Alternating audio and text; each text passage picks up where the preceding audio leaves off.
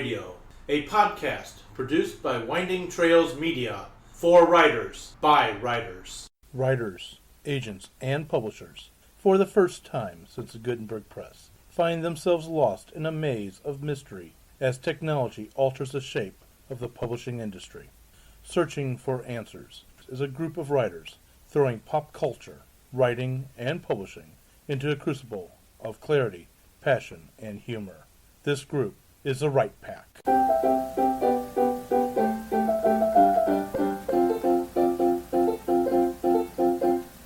Welcome back to Right Pack Radio. This is your host and producer, David Allen Lucas, author of Crazy Things, currently working on audio plays for Winding Trails Theater. And with me today is my lovely co-host, Kathleen Kayembe. I published paranormal romance under the pen name Kaseka and Vita, and I am recently the Octavia Butler Scholar from Clarion 2016. Yay. Congratulations. Brad R. Cook, the author of the Iron Chronicles. Find them all at bradarcook.com. I am also the author of A Clockwork Heart, which, as you listen to this, is currently on sale for 99 cents. Go check it out. Also, too, you will see Brad and I down at, based on when this will tape or when this will air, we will have already crossed blades at least once. Oh, okay, yes. Wow, that was awesome. Yes. The River Steampunk Festival. Yes. And so, anyway, and then... Come see us again at Archon, coming up in the beginning of October. Right. So, I will be at PendCon in St. Louis on September the 24th, giving a talk on from inside the heart of darkness, creating the necessary villain, where I use criminal psychology as well as psychology and other tricks of the trade on how to make an excellent villain that fits your hero and your story. And I do mean villain, not antagonist. There's a difference. Also then, as Brad was indicating, myself, Kathleen, and Brad will be, as well as Jennifer, who is not with us today, will be down at Archon September the 30th weekend through October the 2nd. Kathleen and I will be on a panel talking about Beyond the War of the Worlds, the future of radio dramas. Brad and I will be crossing lightsabers. Yes. Because they don't let real blades into the building. Sadly not. And Brad has got at least 2 more talks besides those. Yeah, I'm doing quite a few talks. I'll be doing my Victorian Inventions talk. I'll be talking about audiobooks. I'll be talking about swords, talking about research. And I will also be in the author's hall, so come on by, stop by the table, we'll talk more. And then Jennifer will be talking about working with an illustrator, and I forget the other topic. Something about characters. I forgot what it is. I'm sorry. But hey, this is why you should sign up for our newsletter. That way you get this information. Mm-hmm. And now that you know that we're invading Archon, we have continuing on with our panel. I'm Melanie Claney, author of nonfiction, science fiction, and fantasy. I'm Lee Savage, author of Erotica for the Truly Wicked, and I will be at the Dark History and Horror Convention. It runs between October 21st to the 23rd in Champaign, Illinois. I, however, will only be there part of the 22nd for a super sexy photo shoot with Bishop Stevens to promo an upcoming book, and then I will be available for autographs and just introductions and photo ops on the 23rd. So check it out. And today we're going to be talking about Lavish Openings and one of my most favorite authors of all time, Baroness Orczy. Now, if I mispronounce it, which I normally do, it is from that terrible curse of those who have only seen the name in print and never spoken it, or never heard it spoken. Yes.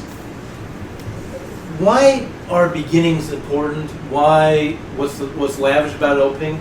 Before I turn that question over to the panel, I want to quote 2 openings. One is not from the Baroness, but from Dune. Dune! Sorry. That's okay. A beginning is a time for taking the most delicate care that the balances are correct.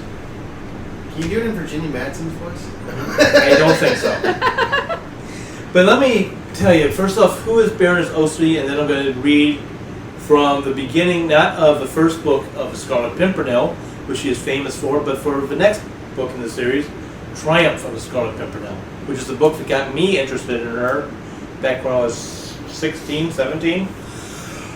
She wrote during the early part of the 20th century, and she wrote adventure stories, all about about a hero. Now, I'm not going to call him what it is, a hero, who he and his league of gentlemen invaded the Republic of France during the during the time of tyranny, in which all the beheadings were occurring from a guillotine, and stealing these people away from prison or other nobles, away from wherever they were at, to get them back to safety.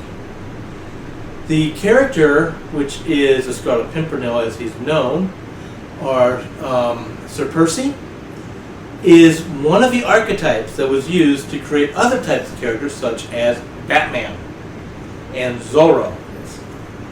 So this character has been reincarnated multiple times in other works, and you can see the influence. But also, too, if you've never read one of the books, which I do recommend doing, clearly recommend doing it, but if you want to see a good production of it, there have been a couple of movies of the Scarlet Pimpernel. I'm going to direct you to the A&E adaptation of, I think they did at least 3, maybe 4 of the novels of Scarlet Pimpernel. It will really give you a good flavor of it. So, Scarlet Pimpernel, The Triumph of the Scarlet Pimpernel, Chapter 1. And I'm going to skip the opening quote. There's a quote there before the chapter begins. Nearly 5 years have gone by. 5 years since the charred remains of the grim Bastille, stone image of absolutism and autocracy, set the seal of victory upon the expression of a people's will, and marked the beginning of a marvelous era of liberty and fraternity, which has led up step by step from the dethronement of a king through the martyrdoms of countless innocents to the tyranny of an oligarchy, more arbitrary, more relentless, above all more cruel than any that the dictators of Rome or Istanbul ever dreamed of in their wildest thirst for power. That's the opening. That's what we mean by lavish. That's what we mean by lavish. The opening of the story must capture the audience's attention.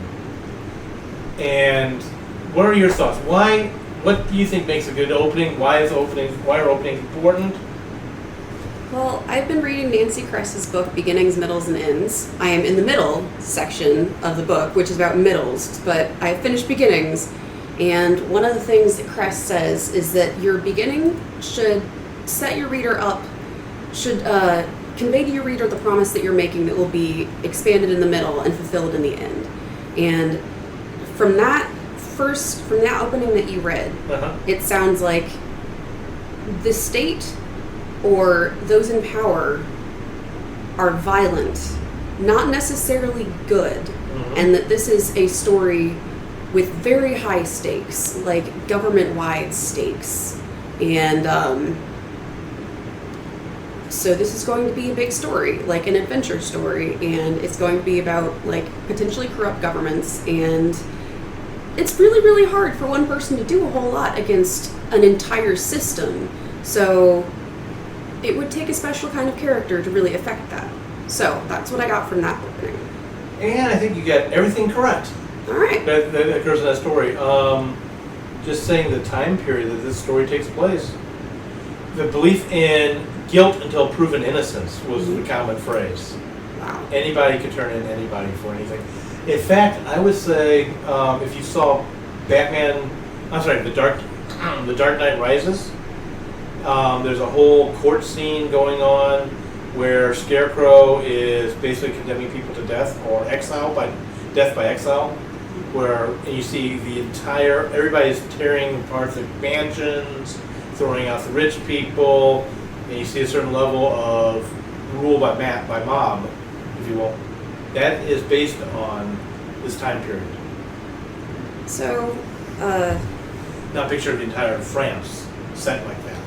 David, I know you asked the panel a question about like what openings are supposed to do, and I want everybody to answer. But before that, you mentioned Sir Percy being an archetype for Batman and Zorro. Can you just talk a little bit about Sir Percy's character before we go back to openings? Because I think that's important. Particularly for Zorro. Yeah, Zorro, well, and Batman especially, but as well. But Zorro with De La Vega, or as he was in the original book, Vega, Don Vega. How they portrayed Sir Percy is simple. Sir Percy lived double life. Now, unlike in Zorro and Batman, he was married, which is double life gets him in trouble in the first book. He actually rescued his wife, but his wife doesn't know it was him. He, in the light of day, shall we call it, now, he didn't run around at night, but in the light of day, he played the flop. He played the flop. Okay, good. I was trying to think of another phrase. So, oh yes, your tie is just absolutely perfect. How did you find the dandy? The absolute dandy, the very feministic man, if you will. You The would think- metrosexual? Metrosexual is a good example. Think, if you will, Bruce Wayne. yeah, Bruce Wayne, but actually he goes beyond Bruce Wayne. Think of it this way. Everybody here saw The Hunger Games. Okay, do you remember in the, I can't think of the character's name, but in the capital city, you had, and there was a lot of characters who did this, but the announcer, if you will, for the games. Remember how flamboyant he was? His hair, his makeup, his characteristics, very flamboyant. Now, he was a little bit more masculine than Sir Percy would play. So, Sir Percy was a friend to the king, who I think actually knew the truth. But anyway, of what he was doing. So he would act the complete innocent. He would act, oh, I might get hurt if a fly comes by and lands on me type aspect of a character. A coward. He played a coward. the brown-nosed coward. That's what he was That's playing. a good example. But in the dark of night, to borrow these phrases, he led a legion of men who would literally go across the channel to France, which France was not a friend of England. France had just been overthrown. The French government had just been overthrown. I described the rule by mob. They would go in disguise, perfect spy story, if you will, where they would go on an adventure to rescue people that were innocent and that were going to be just put to the guillotine. And it would smuggle them out of France. So he was like the Underground Railroad leader. Yeah. And Underground Railroad leader with a lot of fencing, a lot of sword fighting skills, disguise skills. Yeah, I guess more militant would be a good way of putting it. He was, in a way, he was like a James Bond without the technology. He is Batman. He is V. Yes. He is Zorro. He is all of these characters. Because all of these characters were derived from, Scarlet Pimpernel. All right. And if anyone just heard that was Pumpkin putting in his 2 cents. Yeah, Yes. Pumpkin the Plotcat just gave us the idea from a feline point of view. Yeah. All right. So sorry, I just wanted to Oh, get fine. that down. Thank you guys for explaining. But back to what beginnings are supposed to do for stories. And he runs around in red, Yes. which is That's why he's called the Scarlet. quite Well, partial. Well, That's his role. The Scarlet Pimpernel, which is a flower that grows over there, is very common. It's like a weed. And thus, he can show up anywhere like a Scarlet Pimpernel. Go ahead. All right. So back to beginnings then. Back to the beginnings. We haven't met him in that beginning, but what are some of the functions that we usually expect from beginnings? What do you always have to lead with character? It's clear that no, but what do you guys usually do for beginnings? What's so strong for you? With the type of book I write, with erotica, I usually start with the character, and usually I reveal something about their past that's going to be brought up later as to something they've had to overcome. Or something that's going to come back and haunt them later as they're trying to get along in their relationship. romance is a lot about character. Erotica is a lot about character. Mhm. So it makes more sense then that you would start with a character than with like a great backdrop, but that you'd also want people to know where your character is coming from quickly. Yes. And you want to make sure, because if you don't have the characters developed right, there is no relationship between the characters, or it's not believable. So it doesn't matter what their background is, because if that function of the story doesn't work, the rest of it's pointless. And we are modern authors, so Right. already we tend to start off with character. Gone are the days of the giant cinematic openings. Not gone completely, some writers still do this. But, you know, now we are taught to hook. Obviously the hook is the biggest part of the beginning. You have to hook in your reader.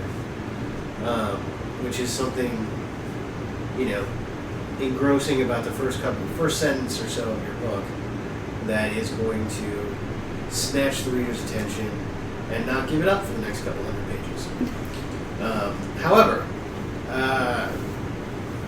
books used to have grand, lavish openings, most famously as the amateurish, that's kind of sad to say, but it's something often done by first novelists, is to do like a movie and start really far back, maybe in the universe, and then talk about it coming down and down, and the majestic mountains and the sky and the trees and the forest and everything, until you finally get to your character who's standing there, and then they begin.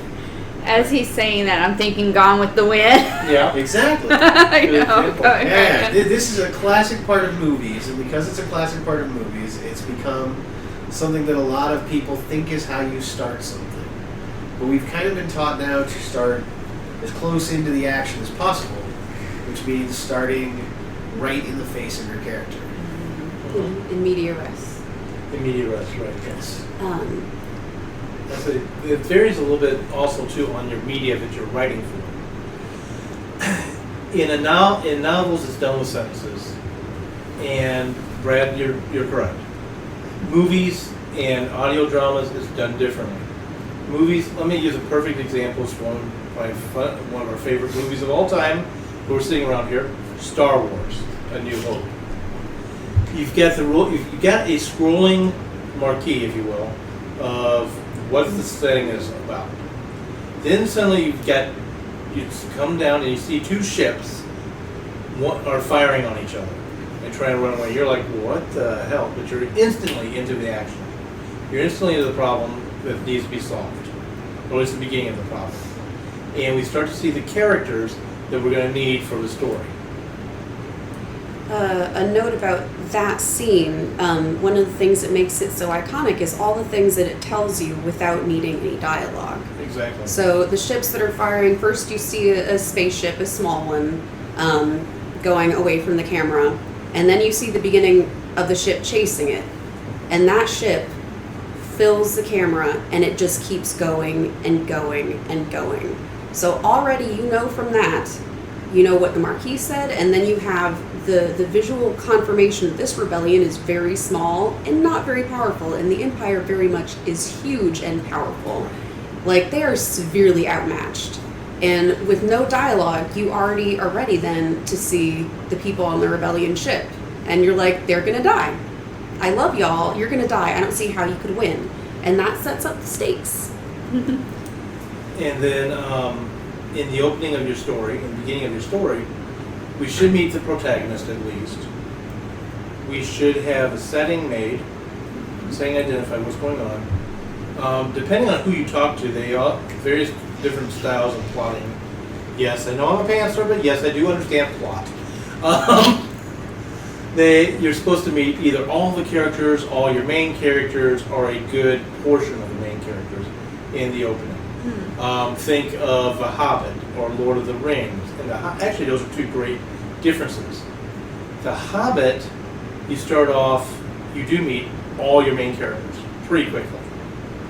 In Lord of the Rings, you don't meet some of the more important characters like Aragorn until later in the story. Yeah, but technically they're side characters. Technically, Because technically that book is about the four hobbits. You know. Yes, Yeah. to the greater degree people come in. Yeah. But it really is about Sam and Frodo. Okay.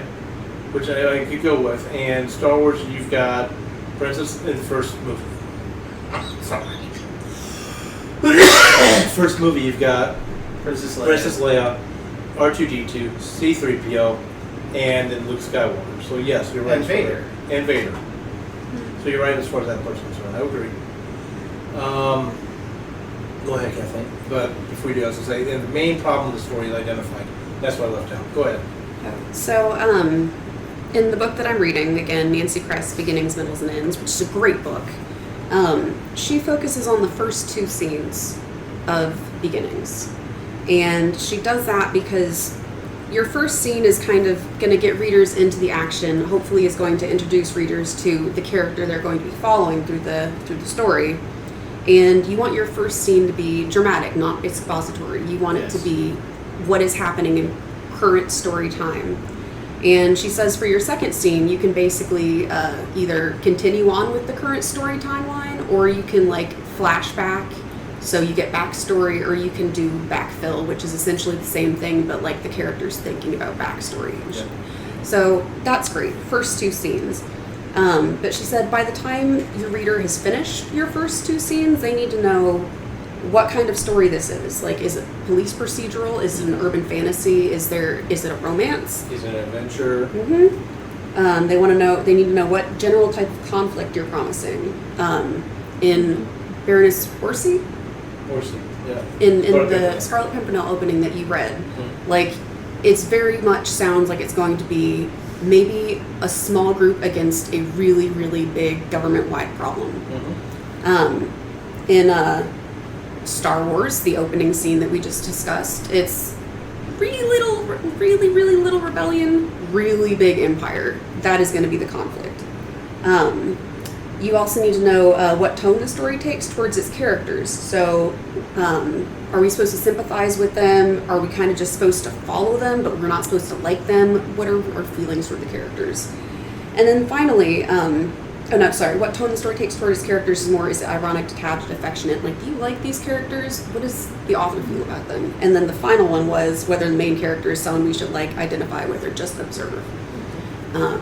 So those are all things that happen within the first 2 scenes, and yeah, they're things that we implicitly expect when we start reading a story that Kress just outlined and put words to.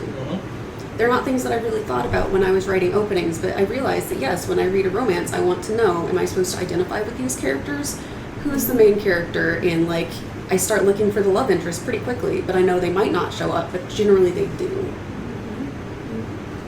I was going to say, along with that, in novel form, actually really in anything you do, novel form, movies, and audio plays, you have to have constant openings. You've got constant openings, constant middles, constant endings. Be it the opening of the first act, opening, middle, ending, open, middle, and close of that ending into going into Act 2. Then you have a new opening. So each of those openings have got I've got multiple elements that hold true to the original opening of your story. So you have hooks on each one. Let me read another opening to give you an example. This is from the same book, chapter 7. So I've jumped ahead. 2 interludes is the title. Since Brad over there likes to name his chapters. Exactly.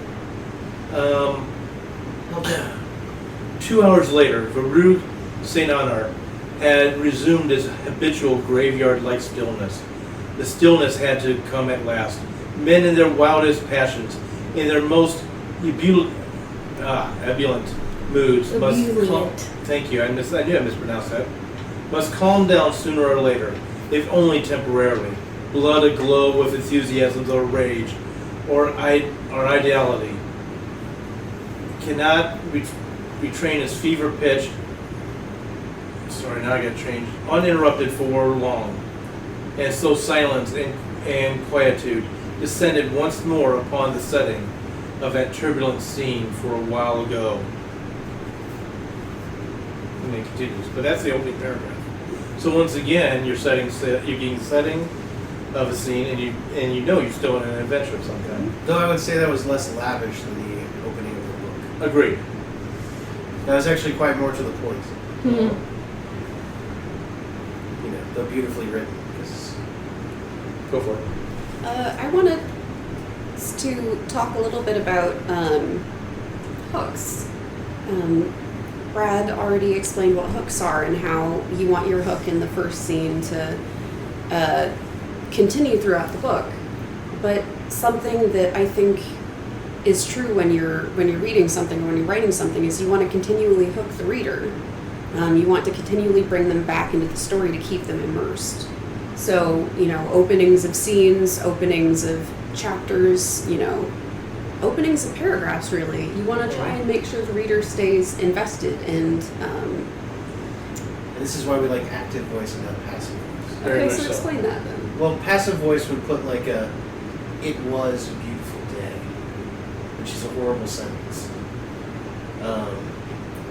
And because partly the reason is surely just what you're talking about. The beautiful day is at the very end of the sentence. So the sun shone on a beautiful day is a much better sentence. One, we now have some context to why it's a beautiful day. And beyond that, the sun shining is a glorious image that's, going to hook somebody at the beginning of that sentence. If you have words that mean nothing throughout, in your sentences, or more importantly at the beginning, then it steals away a little bit of meaning from what you're trying to convey. How do you know if you're using passive voice? How do you know if a sentence is passive? Good question. Well, I would say that there's a whole list of words out there that you should always avoid. I don't know them all off the top of my head. But they are any of your passive verbs, but you always want something to be active. So you want somebody or something to be happening or doing something within every sentence. And that's a really great way to ensure an active voice.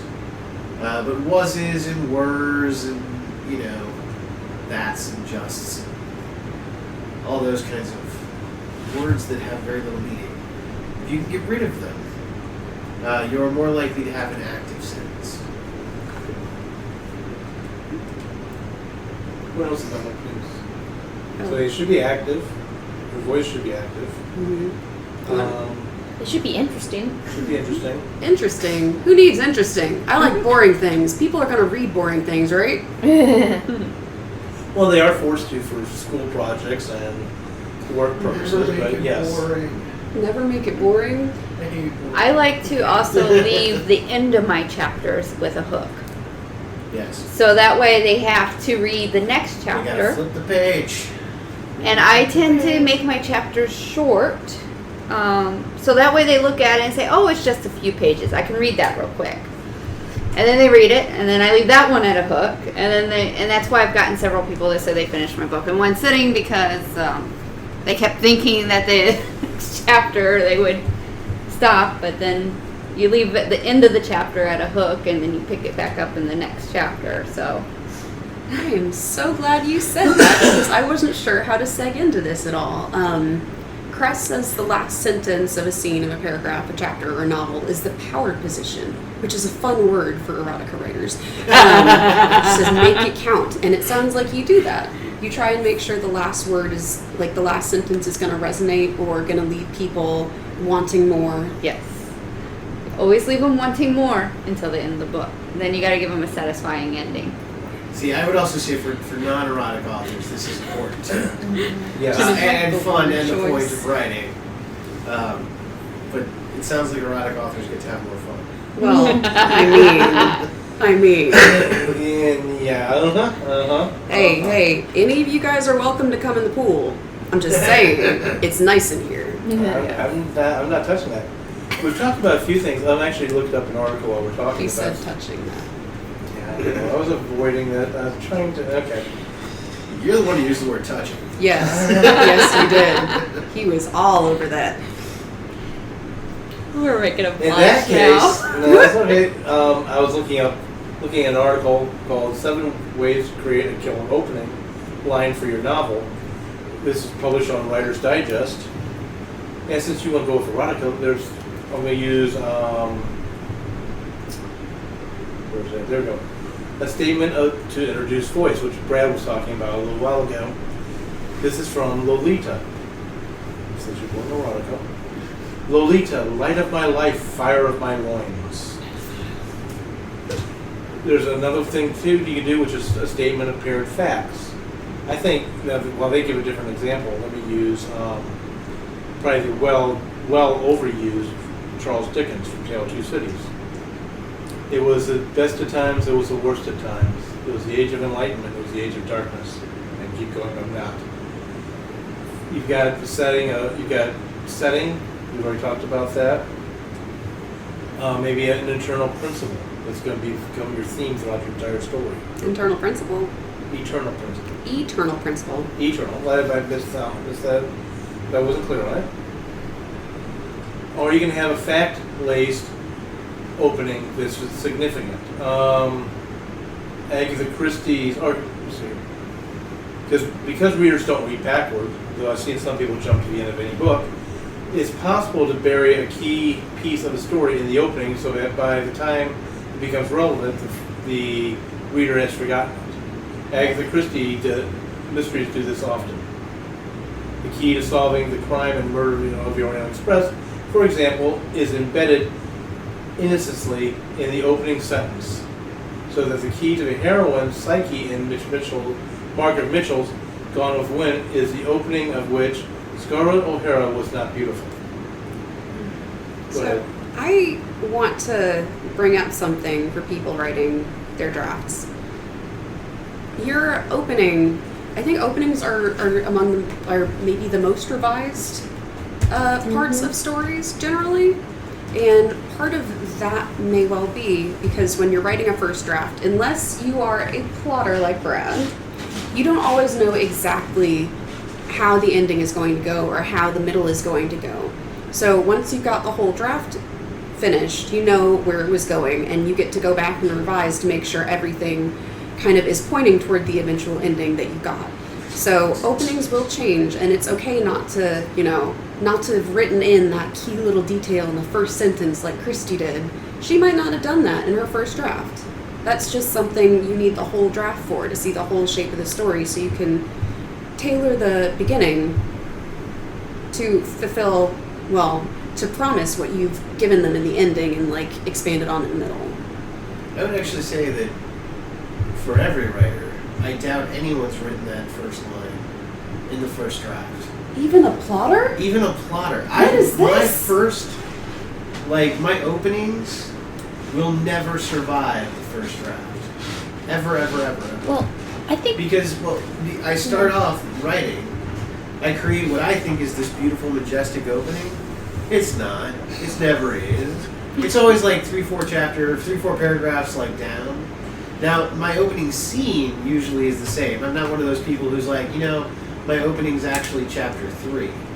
That doesn't tend to happen to me too much. But so often, the first paragraph, and this is why one of my favorite questions in the author series and on the writer's lens is, what is the hardest for you, the first line or the last line? And I would say over 75% of all the authors I've ever interviewed have said the first line. Because the last lines come easy. That's a nice, finish off this book. Let's do it right. Let's end it with a great line. But that first line is mad-inducing. So I would almost say every author. No, I think for me, it really depends on what you call your first draft, because it's I completely change where a story starts about 5 times, by months or years or whatever. And once I figure out where the story starts, for instance, I think the first line of a novel is the cat bounced off his head. And I think that's probably going to stay in the first line. Did you say cat or cap? Cat. Oh, well, I did hear that. Yeah. So that's, it's interesting, it's unexpected. Yes. Their weightlessness, and that, just conveys so much in that first line. And, so I was thinking, that will probably stay as the first line. But then again, if you think about it, I've started and stopped that story about a dozen times. So is that really my first draft? Well, usually in your first draft, your zero draft or whatever is Yeah. going to be your first, and I'm going to turn this over to Kathleen, is what I've heard called is the author clearing their throat. It's literally like walking up to a mic and you're about to give a speech, but you might have plotted it out like Brad plots, you might have an outline for your speech. But your first couple minutes, unless you really, really, really wrote it all out, you don't have a good opening. I was going to say, you're talking to a speechwriter here. That sounds maddening not to have a beautiful opening to your speech. I know. Speaking of the throat clearing, that's actually something that I've found that I'm finding that I do more and more. I'll begin a story and I'll be like, oh, the reader needs all this information before the story will make any sense. So I'll put out all the information. This happened to me at Clarion 3 times. I was like, okay, here's all the information, and then okay, now we can go. And then I'd look at the story and realize, no, those explanatory paragraphs need to go. They do not belong there. They're not where the story starts. I'm glad I have that information, but it can come later. So I take them out and continue. And especially for stories where I don't have a very clear indication of where it's going, or in the case of sci-fi for me, which is harder to write than fantasy, because my brain doesn't think that way, generally. I tend to have a lot of backstory information before I start the story, and it's helpful. If you need to get all that out, please do. Do throat clearing. It helps. But then remove that part. Yes. Keep it for yourself and start the story where it needs to begin. I think we should also dump the notion of these numbered drafts. And the reason why I say that is, my openings will change. Certain chunks of my stories will change way more than the actual overall draft. I would say that I go through at least 5 drafts of the books that I put out, but there's been way more done than that. Scenes have changed more often, things have been addressed more. I'll work on my beginnings. I notice that I work on my openings to my books a lot more than I work on, say, the middle, or what I like to call that 3/4 mark. The 3/4 mark seems like there's rarely ever a lot of editing that needs to happen there. It tends to be written better. It tends to have the right flow. I don't know if that's just You hit your stride. I hit my stride in writing, and now suddenly it's all I'm writing it much, much better. But I find that the beginnings of my novels have to be addressed way more than any other chunk of it. Why do you think that is? I think it's a mix. I think it's a mix of trying to get the story out. I think it's a little throat clearing. I think it's a mix of usually when I start writing a book, I haven't been writing for a while. So there's probably an element of getting back into the swing of things. But I also think it's also, you don't know the story you're telling yet. Even for a plotter like me, I know the archetype. I've got the framework that there, but the actual nitty gritty of the story still needs to be parsed out. I think it is important to think about that, though. A lot of people, I think probably most people, when we begin a story, even if we have an idea of where it's going, we're still introducing ourselves to the story and getting into it. There are a lot of unconscious decisions that we make when we're beginning something, like what kind of tone it's going to take, whether it's, in my case, novel pacing or short story pacing, how we want to approach the character and how we want the character, what point of view is it going to be? There are a lot of just small but really impactful decisions that we make when we're beginning a story. And we have to play around with those a lot of the time. And whereas when you get to the middle of the story, you kind of know how everything feels. You've made all those decisions, so you're just following those and you don't have to remake them. Beginnings are hard for that reason. If only that reason, definitely not only that reason. So it needs a lot more work to get the same kind of effect that you have in the middle. Yeah. Beginnings and ends are, I think, where stories fall short the most often. Yes. And I'll just jump in and turn this over to Brad, this is why I pants, do my zero draft at least as far as I can go. And then I turn around and I start plotting. Because it's that whole entire, you really don't know what the story's about, you really don't know aspect. I've got to jump into the pool in the deep end to get a feel for what's in the water, what these characters are like. He got in the pool. I was waiting. As soon as I said it, I was waiting for that to occur. He's all up in the deep. I'm in the deep end of He's the in the pool. deep end of the pool. I am not wading out of this situation Oh, no, anytime no. soon. You are not. Anyway. Innuendo flies. Yeah. We're doing an Us. innuendo episode. Woohoo! But what I was going to say is Innuendo episode. The whole thing would be innuendo. innuendos and stuff. We did subtext. So you can check it out earlier from You can the earlier anagram episode. that to a great word. Anyway, Sorry. it's okay. But what I was going to say is that's the whole reason. Because I need to know even before I begin to plot, what is this story really about? So I am trying something new. I talked to Kathleen and gave a thing about at Writers in the Park, which is a snowflake method, which we might want to talk about in a future episode. I don't know. We'll decide that as a team. Go ahead, Brad. All right, I am going to flip this a little bit Go for it. and go to the other reason we are here today, which is to honor the Baroness.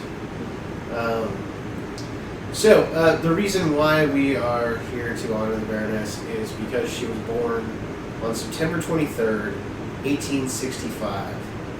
Her name, and forgive me, is Amushka Magdalena Rosalia Maria Josefa Borbala Orczy. Are you sure you didn't leave any out? I did not leave any out. I promise you. Are there hidden letters in there that make a whole secret other name? Probably. All right.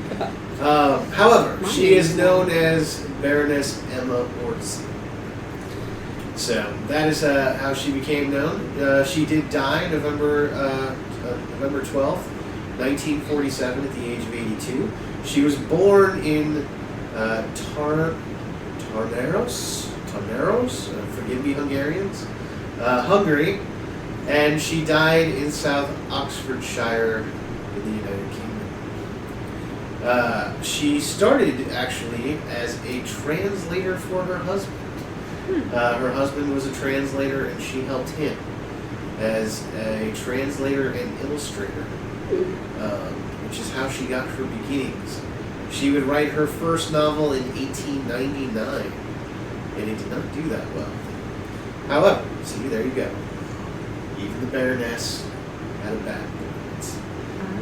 However, that did not make her stop, and she developed a small following with a series of detective stories in the Royal Magazine, and her next novel, In Mary's Reign, did much better. In 1903, she wrote a play.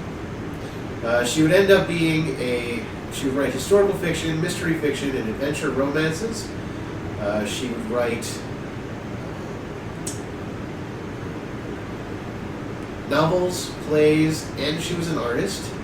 Her paintings were even exhibited in the Royal Academy in London, which means she was probably pretty good.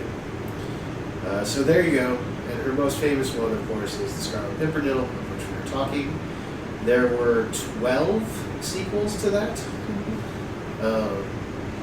And she also took the Scarlet Pimpernel around and tried to get it at a bunch of publishers, and nobody wanted it. So she's one of those J.K. Rowling types. Yeah. So never give up, never surrender. I knew that part was coming. Never surrender. Just know that there's always somebody else to query. Obviously, everyone has to do that. So do check it out. The Old Man in the Corner, her adventure stories, obviously all her Scarlet Pimpernels. Some of them have quite fun, like Skin of My Tooth, Unraveled Knots,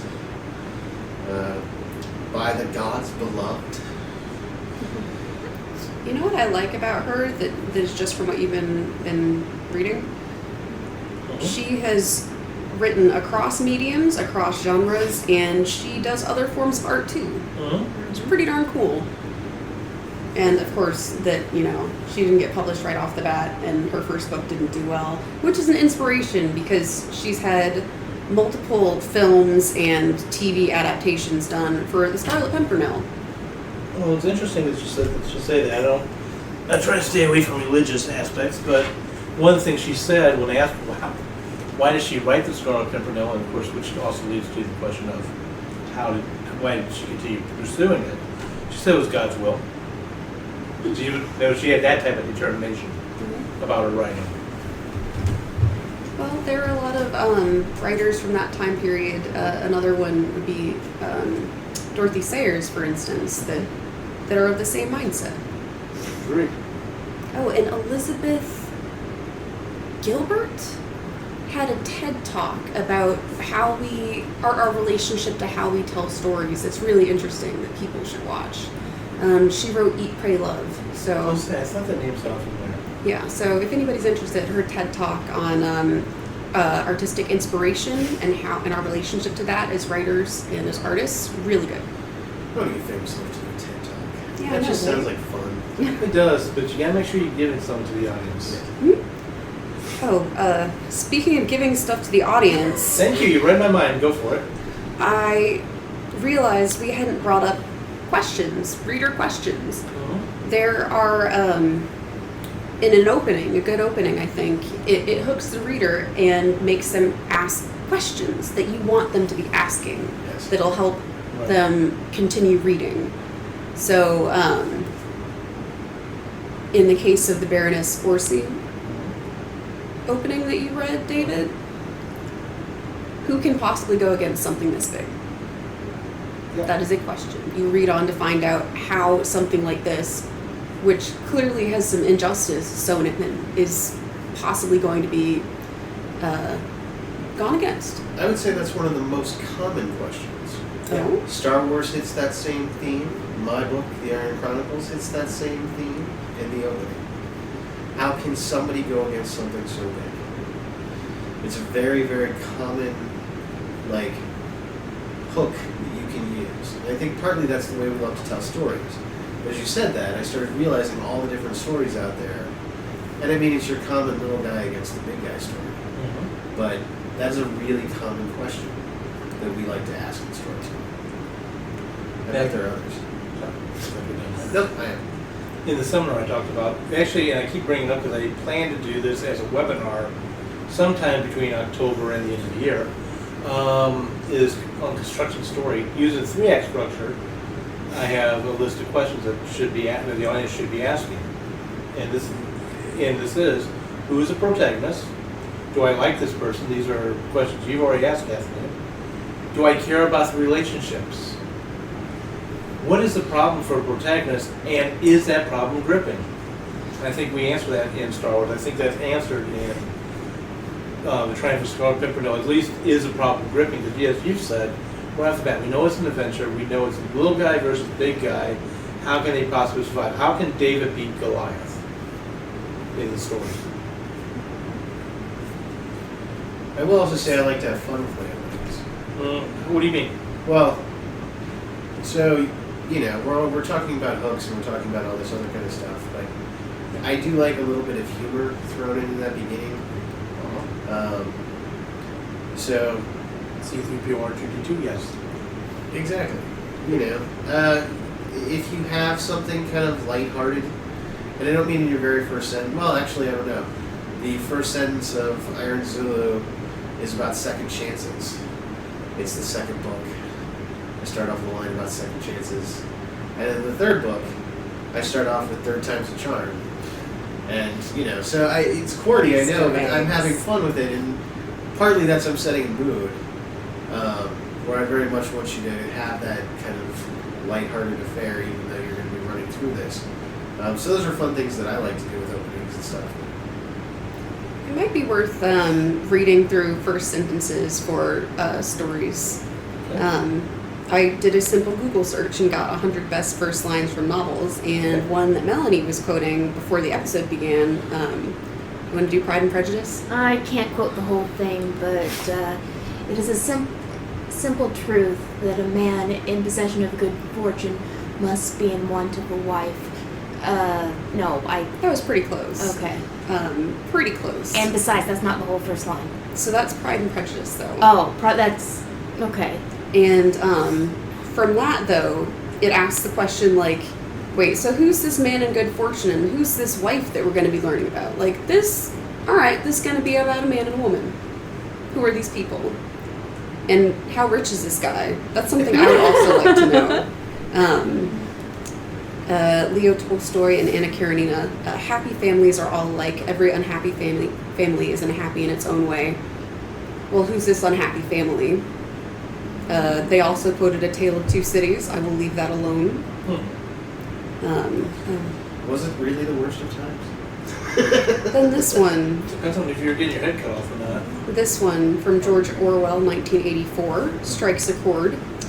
It was a bright, cold day in April, and the clocks were striking 13. What? Clocks don't strike 13. What is this world that the clocks strike 13? Mm-hmm. Also, that's kind of creepy. Every Why clock are they in the striking Pentagon strikes 13? That's 13. such an unlucky time.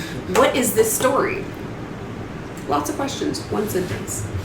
I will say, what is it? Ursula Le Guin, A Wrinkle in Time, I believe, starts off with the line that someone else immortalized. But she uses it too. It was a dark and stormy night. Yes, which is now known as the most cliched opening of all time. Don't do it. But nothing good happens on a dark and stormy night. Yeah, that depends on what part of the pool you're in. Anyway, Dang! I'm sorry. Okay. Unless you're locked up in a cabin with a blanket and body heat, nothing good generally happens on a dark and stormy night. Yeah. As you were. Let me start with the opening. I'm going to change genre or media on it. Let me use Shakespeare's play, Henry V, the opening. Oh, for a muse of fire that would ascend the brightest heavens of invention, a kingdom for a stage, princes to act and monarchs to behold the swelling scene. Then should the warlike Harry, like himself, assume the port of Mars, and at his heels, leashed in like hounds, should sword, fire, and famine crouch for employment. I'll just stop there. Right off the bat, you get the whole feeling of that play. Language, too, is something that we haven't really discussed. Mm-hmm. That sounds We like danced around it. a much loftier linguistic tone True. than a lot of the sentences that I was reading. Well, it's a different time period. Well, It's Shakespeare. yeah, I would say actually most of, like, if you probably went to the first lines of most books today, you would not find this level of wordsmithing. No. But that tells you something, too, It about does, the story yes. and what's going to come next. So, have you ever put down a book? Actually, yes. I'm going to ask you guys. Have you ever put down a book after the opening paragraph and said, "This is not for me"? I'll answer. Go for it. No, I usually at least give a couple chapters. If by the third chapter I haven't gotten anywhere, haven't built any interest whatsoever, the book is down. It's done. See, I think it depends on the context. I mean, if I'm picking out which book to read, then definitely I might not even get through the first paragraph, although I usually get through the first paragraph. If I don't like the style of writing the first paragraph, it's like, nah, don't want to wade through Tolstoy or whatever this book is, put it down and get what I am in the mood to read. I have a hard time putting down books. It was only fairly recent in my time on this earth that I have realized I don't have to finish a book if I don't want to finish the book. But I usually try and give things a fair amount of time before I decide to put it down. So after the first paragraph, no. But you can tell a lot about what's coming from the first paragraph. And people who read slush can tell, like, within a few paragraphs whether or not the rest of the story is going to be written well by how the first few paragraphs are written. I think books I've put down where it's been the first paragraph, first sentence. Either I've been confused in the first page and I had to go back and reread it, not just once, but maybe 3 times. And if I'm having to do that early in the book, I'm not going to be interested in the rest of it, because I am not going to spend that much time going back and forth. Then in 8th grade, I remember a book very clearly, and no, it's not The Grapes of Wrath. I know I pick on that one all the time. That was later. This is a different book. It was Johnny Tremaine. And I swear to you, the first paragraph put me to sleep. And then when I woke back up later, I tried to read the next paragraph. I would fall asleep. I had the hardest time reading that book until close to the end. and I had to finish it because of school, unfortunately. I will say there's only been a couple of books I couldn't finish. And it had nothing to do with the writing of the book or the style of the book. It hit something in me that I just could not finish reading because of emotions in the book. And I had to put it away. I am careful about some books. Like, if I know certain things are going to happen, or if it's a certain kind of book, I'm like, nope. For example, I don't like being depressed by the stories that I read unless there is guaranteed a happy ending. Then I will not wish I had that time back. So if I start something and the tone is really, really depressed, I'm like, thank you. I can do this by myself. I will read something happy now. Yep, I hear you. There's a book series that I actually like the series, but it took me a while to get into it, and it's because it took some world building, and I got bored with the world building, so I didn't read beyond the first chapter, and it was Furies of Calderon by Jim Butcher. I mean, that was the name of the first book, and I liked the series. The first book is actually the book I like least of the series, and it's because of probably in part because of all the world building necessary. Well, I wanted to kind of turn this question that has already been answered in part into an official question. What is it that makes you put something down? We've heard confusion and like things get kind of boring because it's bogged down by world building. Depression. I have trouble reading anything where children are put into too much danger. As a mom, that strikes a chord in me, and I automatically put my kids into that, and I don't like to go there. So I don't like to read about child abuse or anything like that. Don't read the Maze Runner trilogy. It's great, but don't read it. Those kids are put through hell, and then the hell just gets hellier. And then more. Hellier, that's an interesting Yes. word. Yeah, and Yes. the thing is, I can watch some of the movies, like, you know, the They flowers were nice in the to those kids in the attic movie. and stuff like that, but I cannot read the books because it's so much into more, you know, depth, and it's just... You will probably be able to watch the Maze Runner films. They're Hollywood films. The books are not Hollywood. Yeah. They are definitely dystopia. Hardcore dystopia. Hardcore. Okay. Hardcore. Sorry, leaving the pool Hardcore. finally. Yes. Leave the hardcore. Yes, I am. Oh no, hardcore is all up in that pool. I broke the boys. Yes, You can't see their faces, I was but, like, so Brad, what What puts makes you? me turn down a book? Actually, lately I have not set down books. And that's probably because I know about the book before I pick it up. Well, and back to when you were a acquiring editor. I mean, you you Yeah. had to put down a I lot was of books. actually about to go there. Good. Because that is where I would really put down books. And it would really come into a couple of ways. So the first is horrible writing. If the book is written horribly, it is really hard to read. And I mean that as in like your grammatical structure and all that kind of fun stuff. I also mean it as in the way you set up a scene. The way, you know, we talked about acting voice, we talked about things like that. If you're not using these techniques that we talk about every week here, it is really hard for somebody to get into a page of your novel, much less 5 pages, much less a chapter, much less the first third of your book. I would actually find that books that I enjoyed, one of the easiest way to find them was that I didn't stop reading. I actually would read the entire first chapter, maybe more, without any problems whatsoever.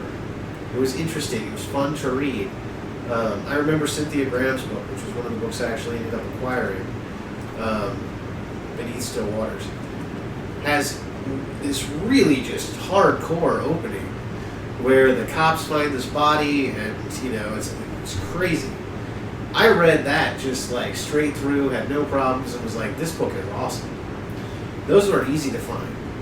What's harder is a book that's excruciating, and you're kind of like, well, maybe it's not that bad. So you read an extra page or two. God, is it really getting that horrible? And I will admit that sometimes I would read the entire first chapter of a horrible book just to see how horrible it was going to get. And it would get bad, because those first few pages are what people work on. And they work on them like crazy because they know that, you know, an editor or an agent or somebody like that is going to read the first 5 pages. Page 10, like 6, can often be the biggest train wreck you've ever come across. Because they've got, if say they know they have to turn in the first 5 pages for most places, or first 10 pages, that's what they worked on.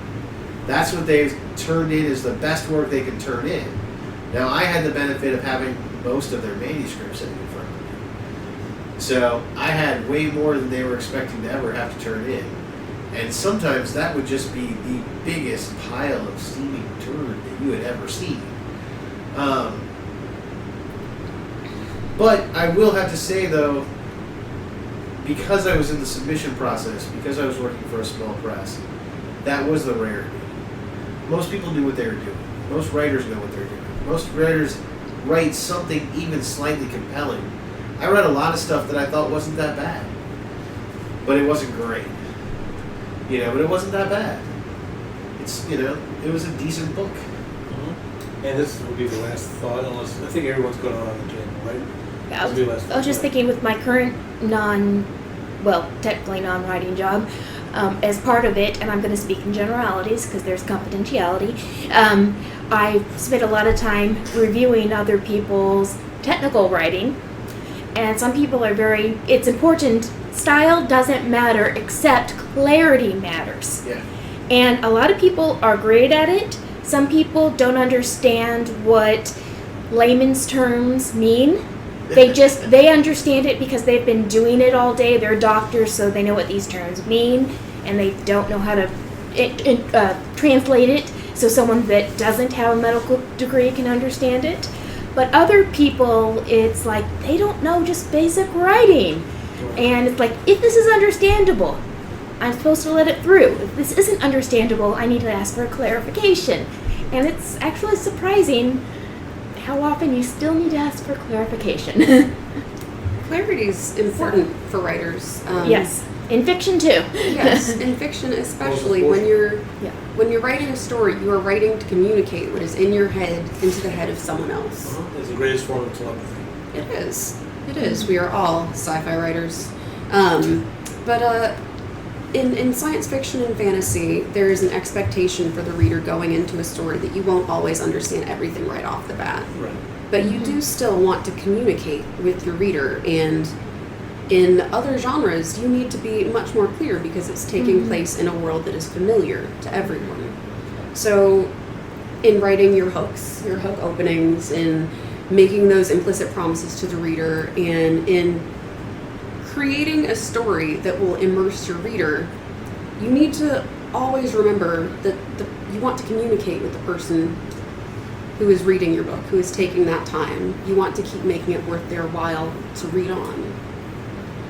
And on that note, that's a perfect final thought. Well, actually, I was going to leave us with a lavish opening. Oh, leave us with a lavish opening. Since then. we're talking about lavish openings, the first line of The Three Musketeers. On the first Monday of the month of April, 1625, the market town of Meung, in which the author of Romance of the Rose was born, appeared to be as perfect a state of revolution as if the Huguenots had just made a second La Rochelle of it. Yeah! Thank you, Dumas. Love that man. And on that note, have a great week writing. Work on your beginnings. Come up with the best beginning that you can. And don't think you're going to have to do it on the first try. And tune in next week for yet another interesting adventure in the writing industry. Have you ever written an audio play? Have you even considered writing one? Visit www.windingtrailsmedia.com because currently we are looking for audio plays to produce. Again, that is www.windingtrailsmedia.com and visit Calls for Scripts. And while you're at it, please sign up for the newsletter and you will find that icon at the bottom of every page. Did you know that Right Pack Radio has an international audience? How would you like to reach that audience in regards to your books, your book services, your author services, or more? Go to www.windingtrailsmedia.com and look under advertising for more information. If you don't have a script, that's not a problem. We will be happy to work with you. Once again, go to www.windingtrailsmedia.com for more information. The new theme songs for Right Pack Radio were written and performed by Meredith Tate. All copyrights remain with her.